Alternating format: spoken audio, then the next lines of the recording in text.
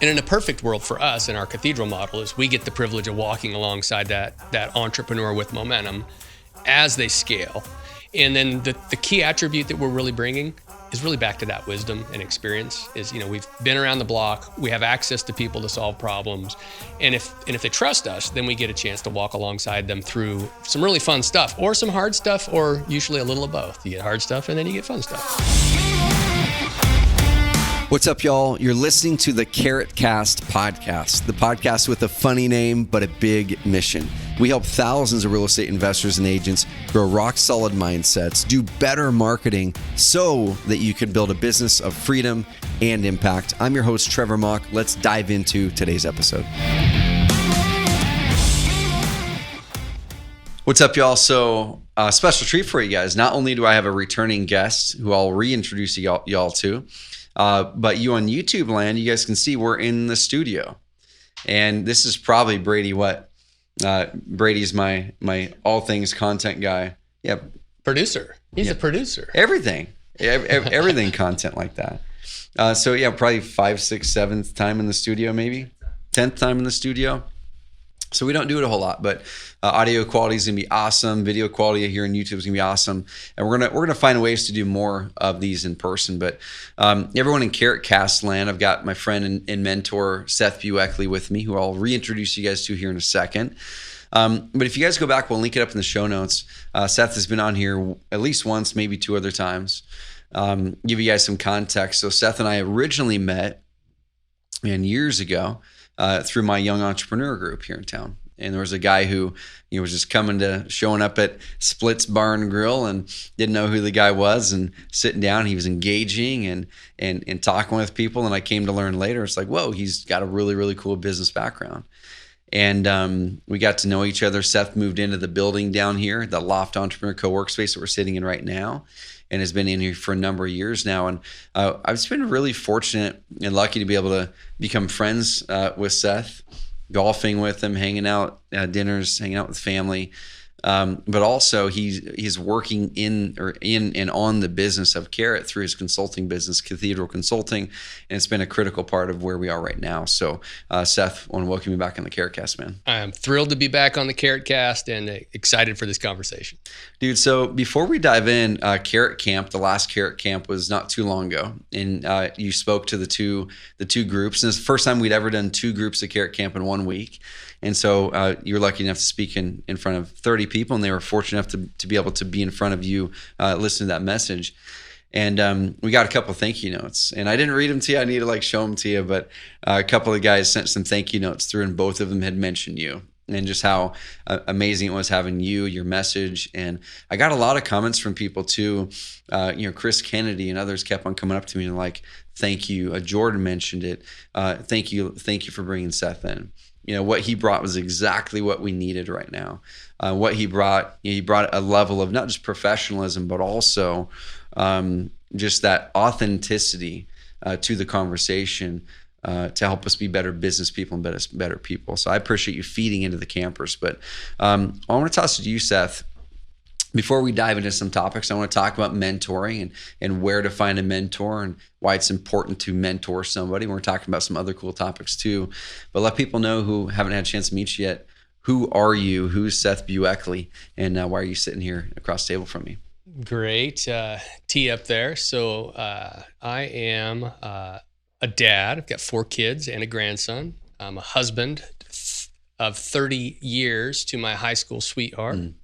I'm a follower of Christ. I'm a hardcore entrepreneur, whether I like it or not. I'm a kid from Southern Oregon who grew up in a commune, and have just been really fortunate. I've had some great mentors, and I've had great opportunities, and over time, just had a lot of platforms to try new stuff. And I've always just enjoyed trying new stuff and growing businesses. For a while, I thought I was going to be in ministry. For a while, I thought I was going to be in politics. And then eventually I figured out that business is what really floats my boat. And that gives me a platform for impact and ministry. And I don't know whether politics will ever come back in the fold or not, but you definitely end up thinking about policy and issues like that. So. Yep. Cool. And guys, I want to add a little bit more flavor too. One of the reasons that I'm having him here on with you guys is he's been helping us to get more clarity in our business. He's been helping us to cast that greater vision, get some of the operational things handled a little bit better, but also we want to talk about the importance of having outside insight, having outside insight on your business, because us as founders, whether you're a one-person show or almost 50 people like we are here at Carrot, it's crazy important to have someone that is coming in with a different perspective and different experiences. And like we said in the podcast on yours, coming in with a little bit of road rash, right? Yeah. Where they've experienced things you haven't experienced yet, so they can help you kind of see around the corner. And so we're going to help you get some of that insight. And I always think it's cool to bring on people in my life. You guys hear the Trevor Truck Talks, and you get to hear about the things I'm tackling in business and the principles I'm thinking about. But now you get to hear from the person that feeds many of those principles into me, and that's helping at the ground level this company become the next version of greatness. So I'm glad you're here, man. I want to talk about mentors first. So you have become a mentor of mine. I don't think we sat down one day and signed a piece of paper and said, Seth, will you be my mentor? That awkward question, will you mentor me? What does that mean, right? Exactly. But this could be a cool conversation for people, right? Because a lot of people are probably saying, how do you find a mentor? Right. And I want to toss over to you, because you've been formulating some amazing ideas around this. And I heard there might be a book on it sometime on the horizon. But what are your thoughts around mentoring, around mentorship, that people should take away from this podcast? Yeah, I'm making notes here. So I just had an interesting insight that I'll share. Cool. So I've been a beneficiary of some tremendous mentors. People say, you've had some successes. I sold a business in my late 20s to a public company. My dad and I were the owners. Didn't go to college. They're like, how the heck did you do that? Like I have some miracle cure or whatever. Yeah. And I said, listen, I had an unfair advantage. I'll just say it. I had a dad that was an intentional mentor. So I had a dad that would invite me into his universe, give me responsibility, just enough to hang myself with, disappear for long periods of time and come back to see how I figured it out, but would encourage me and challenge me and give me opportunities, especially during those formative years of high school to say 30, when we're really discovering what our gifts are, what we like, what we're good at, what we hate, right? There's obviously a lot of pressure to people to make life decisions during that period of time. Yeah. It's kind of a cruel trick, because that's, in some ways, I think some of the worst times to make certainly long-term career decisions, because you're just figuring out who you are. So I had an intentional mentor, an unfair advantage because I had a mentor. Then as I got into the business world, there was a couple moments where we were very intentional. I can think of two. And in some ways, I'm still in relationship with both of those mentors. One is we hired a good friend of mine named Brian Oliver, who helped me me and my dad, sell our first business. So I didn't realize that, I guess. I wasn't taking it all the way back to that. Okay, cool. That gives me extra context. Yeah, and I forget, but every now and then when Brian and I are working with a client, he reminds people that when he left commercial banking, went into consulting, that we were his first client. Gotcha. And so it was one of those moments where you come to the awareness, like, I know what I know, but I don't know what I don't know. Yep. And when you start getting a business that's, $10, $15 million, you may have real revenue, you may be making money fine, but you start running into challenges with, okay, now how do I finance this growth? How come my books and my systems aren't clean? What do I do next? Yeah. And it's not uncommon, especially for people that are first generation entrepreneurs. They didn't see it modeled by their parents. Yeah. They don't have necessarily a lawyer, an accountant, or anybody else that brings that advice or really knows enough about the business that they're in to advise them. And they start to say, what the heck? How do I do this? Do I have to do it alone? Or this is where often a consultant or maybe an advisory board, the idea is floated. And then they start reaching around for, well, who do I know that knows one of those? And what does that look like, right? And so I can think about that one moment when we sold our first company to a public company. We used to construct towers in the cellular business. And then it happened again. It was about 2000, 6, 7, 8, somewhere in there, where we had licensed some technology from a Korean manufacturer, licensed their brand, and we had been working our butts off to get market penetration, or actually I should just call it market acceptance and trials. We were about $1 million in sales, but we had laid the groundwork and we're like, this is going to pop. And we looked around the room at each other and said, all right, I know what you've done. I know what you've done. I know what I've done. We've never done what we're about to do. Yeah. And somebody said, hey, you need to meet these guys at Cathedral. That's what they do. They come from the world of big business, but they figured out how to distill those insights and make it approachable for a smaller business. And that was kind of my first real introduction to working with, traditional management consultants who can come in and say, hey, listen, we're just going to walk alongside you. Yep. You're going to have things that you're going to go through. Well, they were exactly right, because over the next 6 years, we grew it from $1 million to just under 60 million. And then we ended up selling it. And so we had to go through these pretty rapid iterations of bringing in new players, thinking new thoughts, financing that kind of growth. And frankly, at that point, I'm early 40s-ish. I wouldn't have been able to figure it out with the people around us. So when do you bring in a mentor? When it comes to business mentors and consultants, those are the kind of pressures that led me into that. But what's interesting on the topic of mentoring is both my dad and the mentor at Cathedral, they passed within, I think, 6 months of each other. Oh, wow. Phil, the owner of Cathedral, original co-founder, died in a plane crash. Yeah. And then my dad got pancreatic cancer. And so I ended up in 2016 and just had this epiphany, like, I don't have a mentor. Yeah, gotcha. I'm like, I don't have one anymore. And so I'd always felt that was key. And over time it crystallized. So you asked a question. How do you go about finding a mentor? First, know what to look for. Here's the second one. This one's going to hurt. Be worthy. Yep. Gotcha. The other side of it is be worthy, because some people are so needy. They won't follow through, entitled, whatever. If you don't have the right heart, like you have a hunger, you're like, I have to figure this out. I will do the work. Give me wisdom and I will put it into practice. If you're not worthy of a great mentor, it's not going to work. Yep. But the first thing I would say is know what to look for. And over time, I've really kind of crystallized what I think people should be looking for. Well, dude, let's dive into that then. So what are those things that people should be looking for in a mentor, right? All right. Because there's probably a lot of people here, and Brady was mentioning this before we hit record. There's a lot of us that start with looking at a mentor on YouTube, right? And that's not bad to have a person out there that's free. It's a YouTube person or whatever, and they're a mentor. Yeah, a guru. Yeah, a guru. But the thing that I'd like to kind of adjust there before I have Seth dive in is I think it is good learning from people's experiences there, but the real value for me is having real two-way conversation. Yeah. I think you have an educator is what you found, someone who's inspiring you on YouTube, which is great. Do that. But then here pretty quick, I'd love for you to have personal relationship with somebody. Yeah. And let's kind of dive into what to look for. So sometimes you say, all right, you're going to want to write this down. I'm like, no, you're going to want to go to the tattoo parlor and you're going to want to get this tattooed on your forearm so you never forget it. This is this important, according to me. Right? Yeah.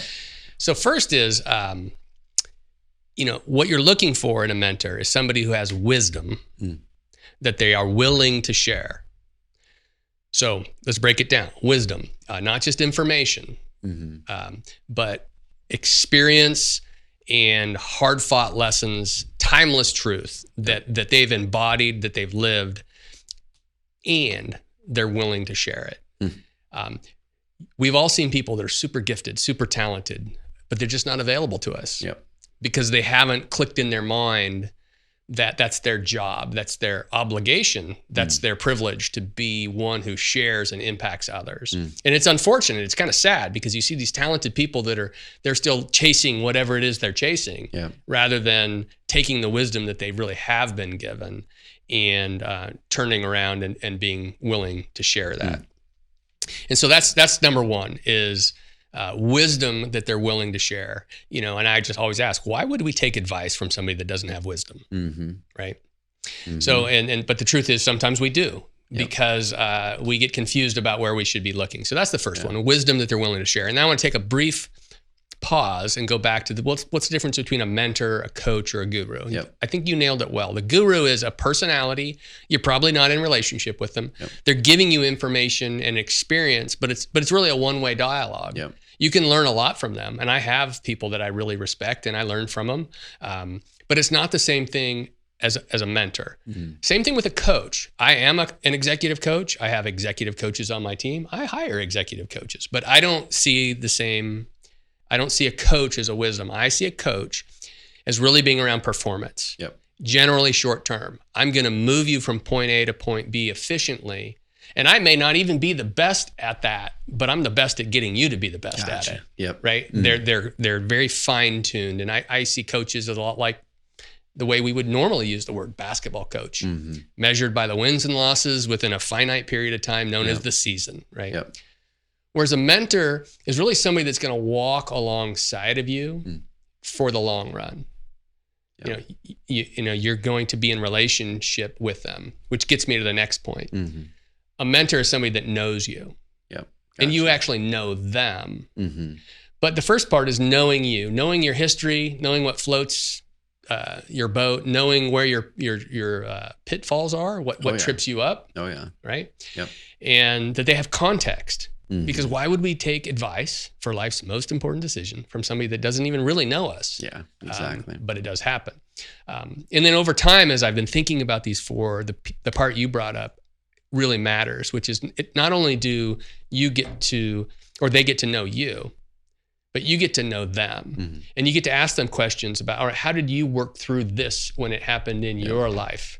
When you were dealing with this with your wife, how did that go down? When you were making this decision with business, that level of back and forth and that ability to be up close and get to know each other, that's huge. And I really think that's the second point. So the first one is wisdom they're willing to share. Second one is they will get to know you and allow you to know them. Yep. Okay. The third one was actually the one I started with in the first place. I was having a conflict with somebody. I was trying to resolve it. At the end of the day, the person wasn't going along with the plan. I felt like I had a Christian obligation to try to work it out. Mm-hmm. The Bible says, hey, so much as it is to do with you, try to what's the word? Try to resolve it, or try to live at peace is actually what the scripture says. And so I was trying to work it out with somebody, and it didn't go well. I had this lunch, and I kind of did as much of an apology as I felt like I could, and still being honest, because I didn't want to apologize for something I didn't really do, right? Yeah. I'm just like, and the guy was having none of it. He was like, listen, I don't hate you. I'm not going to invite you fishing, but, blah, blah, blah, blah. And I ended up leaving that lunch going, geez, that was a, lead bomb. Yeah. And for like the next couple of days, it bothered me. And then I realized, you know what? I don't think that guy even likes me. Yep. And I was going through this. Was he a mentor before? No, he was just a peer. Okay. Just somebody, we were on a board together, and we went through a tough decision. And I felt very clear on why I made the decisions, but he was just livid about it. Okay. And, I agonized over this for a couple of days. And then I was like, well, this guy doesn't even like me. And then I kind of had this heart-to-heart moment. I'm like, what the heck? Why are you agonizing over something with somebody that doesn't even like you, let alone love you? And then I kind of threw this in reverse. And I said, you know what? I should only care at that level if the person genuinely loves me. Gotcha. Yep. And that's a big key. That's a huge key, because like you were saying, there's a lot of people looking for mentors, and number one, do they have wisdom? Okay, check that box. There's a lot of people that have some wisdom. Number two, check the box of, is there a personal relationship? Yeah. But what if someone is really smart and there's a personal relationship, but that, like you said, they're apathetic towards you? Yeah. It's not going to work. Or maybe, and this falls in the love you bucket as well. It's not a squishy kind of love. It's no, I genuinely want what's good for you. Mm-hmm. I am rooting for you. I'm cheering for you. I don't need anything from you. I'm not trying to manipulate you. I'm not trying to get, I don't have any mixed motives. I genuinely want what's best for you. Yep. And for a mentor to truly impact you, you have to believe and have a level of trust that only comes from having true love like that. Yeah. I want the best, even if I'm going to tell you some very difficult things. Like, hey, that's one of the things I always appreciated about my dad, is he wouldn't just brush it under the rug. If there was something that needed to be said, he'd just wade into that very awkward conversation and just say it, because I knew that he loved me, right? Yep. So that's the third one, is a mentor is really somebody who should love you. And the fourth one, and I think this one is also often overlooked, but I think it's essential. And I think if people will do an honest inventory of the people that they would consider mentors that have passed the test thus far, if they're truly a mentor, they're going to pass this one as well. And that they have to be values aligned. Mm-hmm. Gotcha. At the end of the day, they have to believe generally the same things about why we are here on earth and how you keep score. Because you'll find if somebody fundamentally doesn't believes that the purpose in life is self-gratification, self-recognition, self, or even if you're very, conservative, hardcore, and they're very progressive, or you're very progressive and they're very conservative, they're an atheist, you believe in God, you're an atheist, they believe in God, you're going to find that misalignment of values actually prevents you from going, in my view, deep enough to be a mentor. Gotcha. So the best mentors are going to be those that are already aligned with your basic values. Now, to be fair, that doesn't mean that whole point of a mentor is that they influence us. It doesn't mean that they don't shape our values. Or if you're young, they help us discover our values. But at the end of the day, we basically have a set of values, whether we have thought enough about them or not. And when we run into somebody that's in any way really opposed to those, it prevents that depth of relationship that you really should expect from a mentor. So this right here is really, really good, Seth, because I remember it's probably a couple of years ago, a friend of mine, a business guy, and he put a message out to a Facebook group, and he said, "Hey guys, he was looking for a coach." And he said, "I'm looking for a coach that meets these criteria." And he said, "I want them to be faith-based." There's a bunch of people that replied back. It's like, well, if he knows the business stuff, why is it that you care that he's faith-based? And he had a really good answer to it. And you voiced it really well right there. Is they can tell you the right things to do, but what happens when there is that decision that has to be made? Where technically maybe there isn't black and white to it. Technically, maybe you might be in the right legally to do it, but morally, they're on one side of it, you're on one side of it. There's gonna be conflict. It's not gonna work well. And I can say from personal experience with our relationship, I wasn't seeking you out originally as a mentor. I'm like, this guy's interesting. He knows a lot of stuff, and it'd be really, really cool if I got to know him. And I'm not going to lie, there were probably thoughts of like, well, it'd be cool if I got to know him so I could learn things, But I've always approached things from the angle, and this is where this question is popping up for people, is like, well, shoot, all those things are amazing, Seth. Those 4 things. Number 1, they have wisdom. Number 2, they're in personal relationship with you. Number 3, they love you. Number 4, you have a shared set of values. So those are the 4 things. But they might go, well, how do I actually build a relationship with them? How do I actually get in there? And for me, and I'll toss over to you, it usually for me comes with general interest. And you look at that person, you go, you know what? That person just seems like they're in a spot in life where I want to be. And that's where it is. That's where it usually pops out to me. It's like, I like the way that they show up here in life. And I like the way they show up here in life. And these little clues that they've dropped along the way in their life, that's the direction I'd like to go in many respects. And if there is that person that is living in general the life that you would like to live, at least from the outside and from what you can tell, then just reach out to them, find out how you can add value for them. With us, I think it was really just the entrepreneur group. It was just building that relationship, building those connections. Well, I think there's a level of emotional intelligence, right? With business development, sales, whatever, I like to tell sometimes a little bit like flirting, right? It's like if you come off too strong, you're weird, right? And so the first thing is, you know what you are looking for in a mentor. Then there's that, all right, now how do I actually go make those steps? And the goal is to not be awkward, to not be needy. But you just start, I think, probably with the relationship side, right? Just be, because we said, somebody's willing to get to know you, willing to let you know them. That's just a great place to start. And I would say, especially if you have some resources, be ready to travel. Do what it takes. My mentor now is Aaron Walker. In fact, we're going to write a book on mentoring together. But I met him at a conference in Santa Clara, California. He lives in Hendersonville, Tennessee. He was there. I was there. I'm like, I like that guy. Had breakfast with him, hired him to do a little something for me. So I hired him to help me with some podcast guesting back in the day when I was launching a book. And so I made an investment. I remember making the decision on whether I would hire his company to help us with podcast guesting being a guest in connection with my book. But part of my strategy was, I like that guy. Yeah. We had breakfast, and he actually quoted my life Bible verse back to me, like without knowing. I was like, cool. All right. So we had a connection. Yep. As I said, my dad and my mentor had passed, and so I invested in a product that I needed, but I specifically also did it because I knew that it would create context. Yep. So that's the thing, is you start to create some context with that person you'd like to have a relationship with. It's always great if you can do it either open-handed or with something to give. Yep. Right? As opposed to the thing that you'll hear now is people saying, don't hit them up with an email. Hey, can I pick your brain? Hey, can I,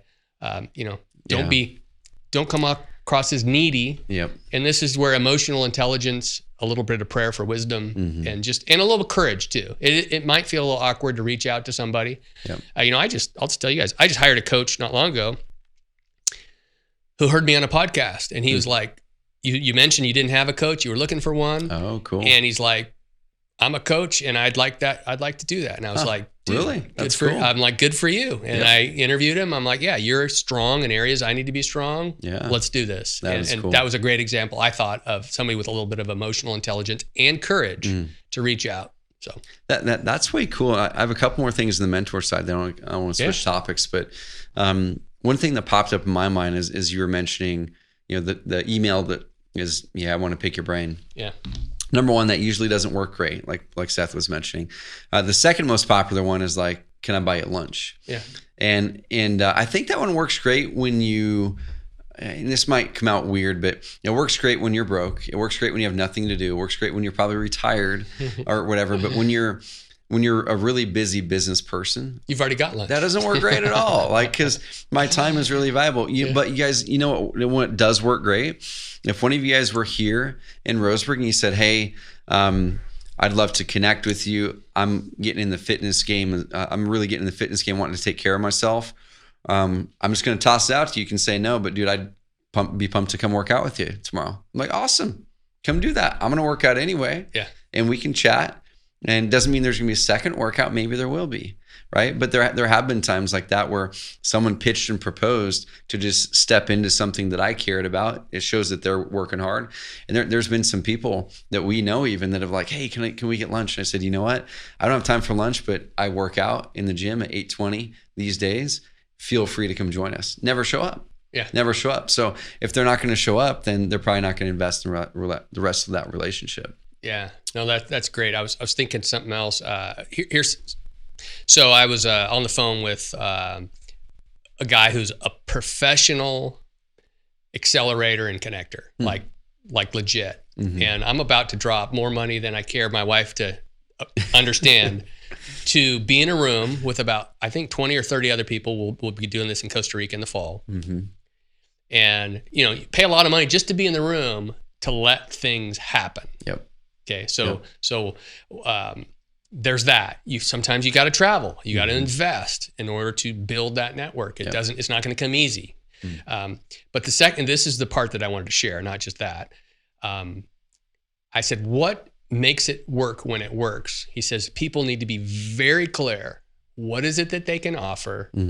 And what is it that they need? Gotcha. He goes, you'd think everybody would know this. And these are rooms with people that are, I'm just going to, 10 to 100 millionaires, probably some billionaire kind of folk, right? Yep. They're doing business internationally, and I'm not like Mr. High Flyer. This is a stretch for me. That's why I'm sharing it.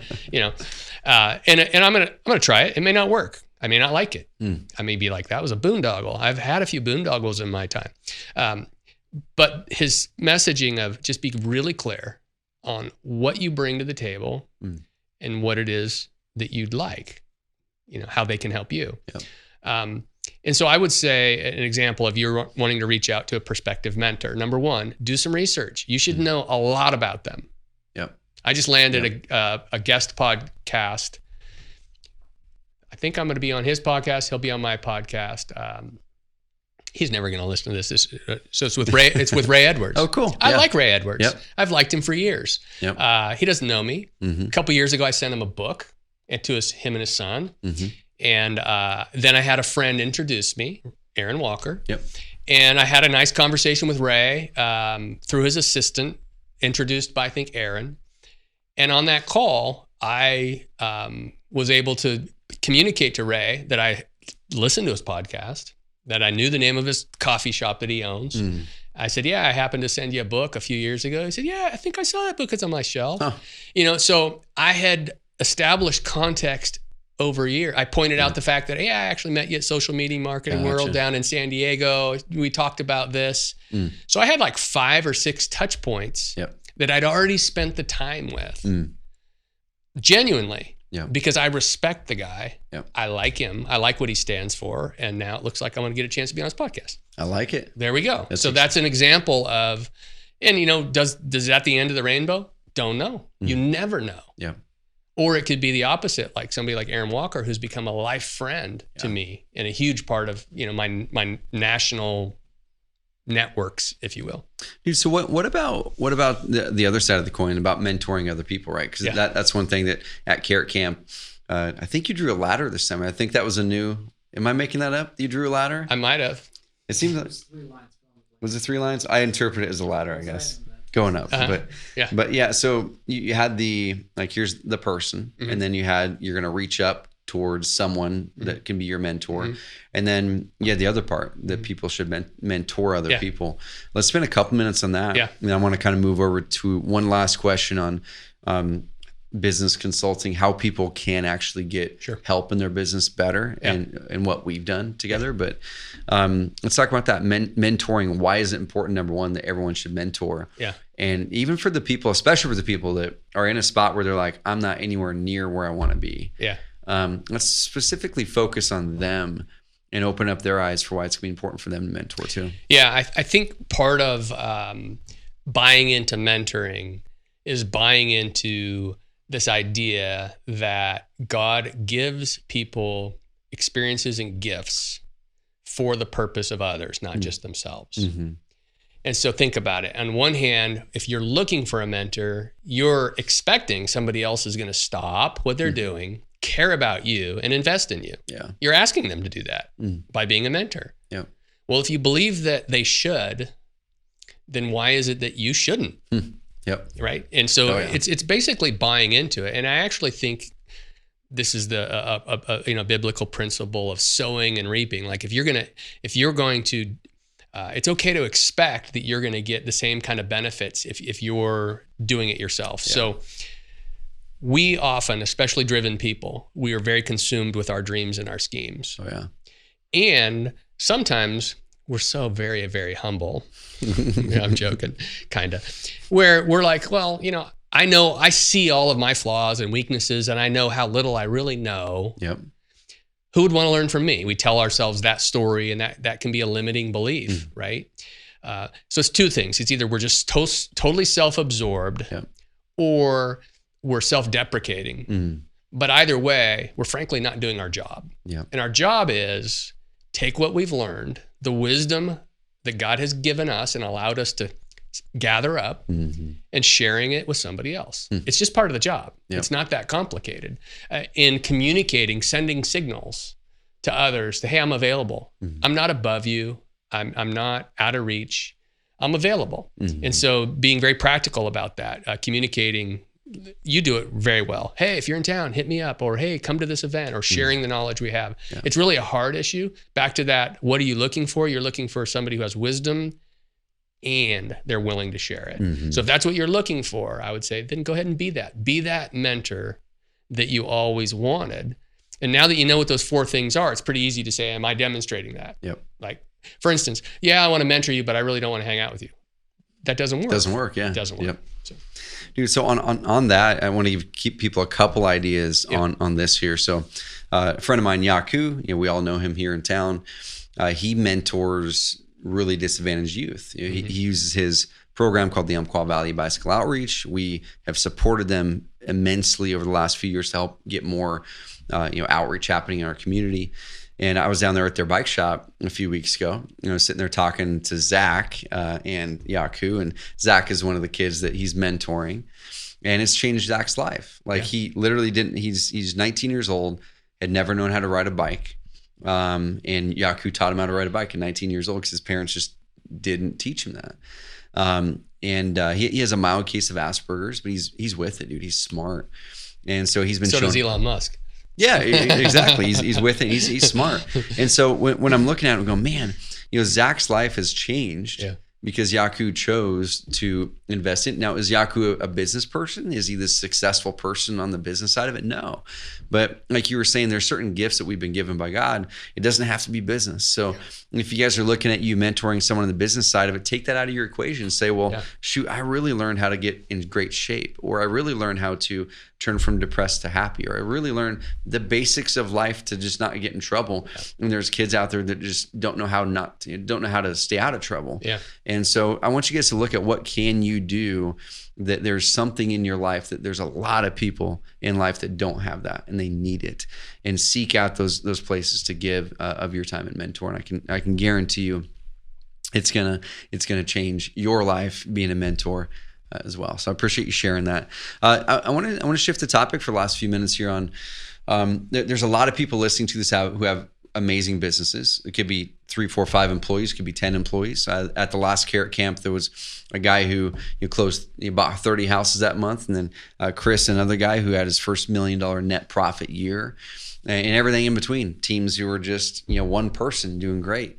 And so for me at Carrot, pretty early on, it's probably year 2 or year 3, I started to get consultants. First of all, it was a coach, a leadership coach, and then it was a coach for the discipline of my business. And now it's like, oh shoot, now we've got Cathedral that actually helps us with our board meetings, which sounds fancy, but it's like making sure we look at the right stuff every month, that our business is doing well. They're helping us to make some big decisions. They're helping us to see from the outside in, structure things that aren't right about our business. Where would you suggest people might find value in bringing in a consultant in their business? Like, is it too early if it's one person, they're doing $100,000 a year, or is there like certain problems, challenges, or income levels or team sizes that make sense? Well, I think getting advice, you scale it. So as you're small, it's what you can afford, number one. But number two, what you can digest. Yeah. One of the things I learned, so I didn't necessarily aspire to be a consultant, but I bought a consulting firm and I had to figure out what did that look like. And so what's actually worked for me is I figured out my heart to be a mentor. Yep. Tied into my consulting business. So it's really the same. It's just a different expression. We are really business mentors. That's what we are. But one of the things I observed, because when I bought Cathedral, it was a little bit more oriented at smaller businesses. Yep. And I don't think there's anything more holy or spiritual or valuable about a small business than a mid-size or a big business. Yep. Businesses are business, people are people. It's a little harder for small businesses to find their unique kind of advice. So big businesses can hire specialists. Larger businesses can help me with a very specific problem and be an expert. Smaller businesses need kind of generalists. Gotcha. Yep. They need people who understand, all right, you're talking to me today, but you got to realize I got to pick up my kids. I got to do my QuickBooks. I have to sell. I have to deliver. I have to blah, blah, blah. So, when you're talking to a small business owner, they're wearing 5 different hats. Yep. And so you come in and you want to geek out on something very, very technical or whatever. And it's not what they need at that stage. Yeah. And furthermore, even if it was what they need, they're like, yeah, but I don't have any time to implement it. And great, you're giving me wisdom, but I can't apply it. So one of the key things is understanding what is a consultant.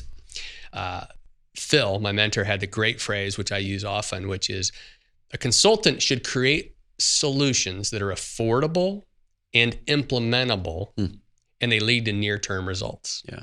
So if you can't create a affordable, implementable solution that leads to near-term results, then you're probably wasting your money. Gotcha. In other words, it's got to move the needle. It's got to be something I can get my arms around and implement. And so as your business moves, you need different levels of a consultant. Sometimes companies outgrow us in a certain area, and I'm okay with that. Yeah. They hire, we're helping them with a board meeting, and at some point they hire a CFO. The guy comes from a bunch of experience. He's like, hey, I got this. And we're like, fine, we'll focus somewhere else. Or, hey, we're cheering your success. And, cool.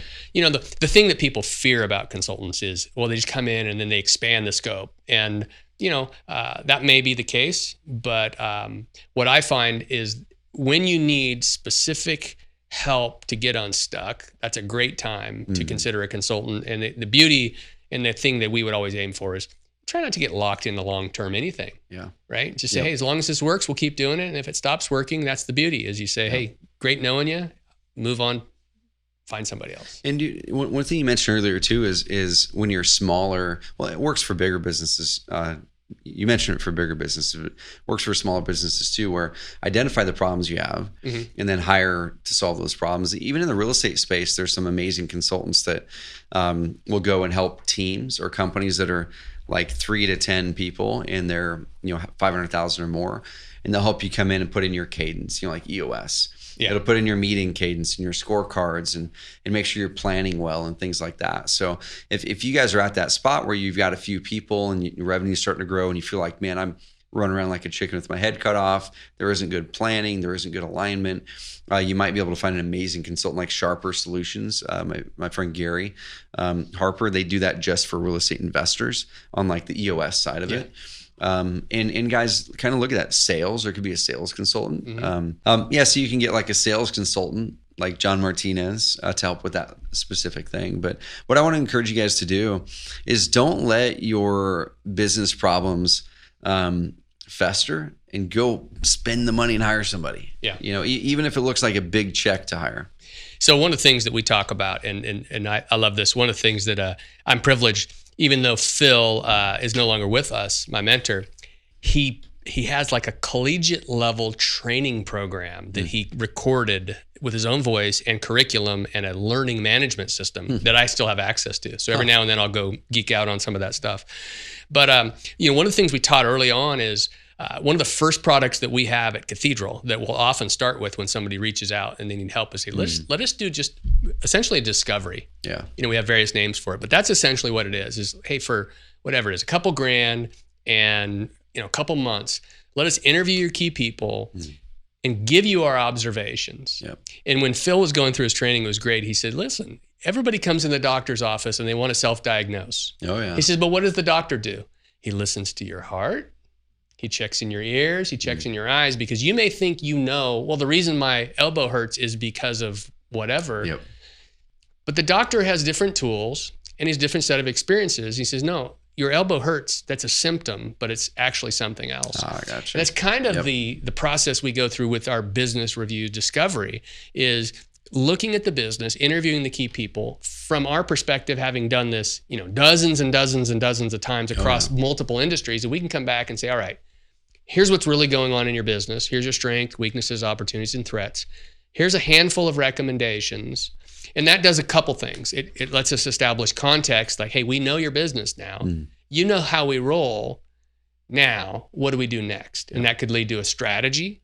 It could lead to some sort of all right, this is an acute pain. Let's go solve that. Then now it's a consulting project. And in a perfect world for us in our Cathedral model is we get the privilege of walking alongside that entrepreneur with momentum as they scale.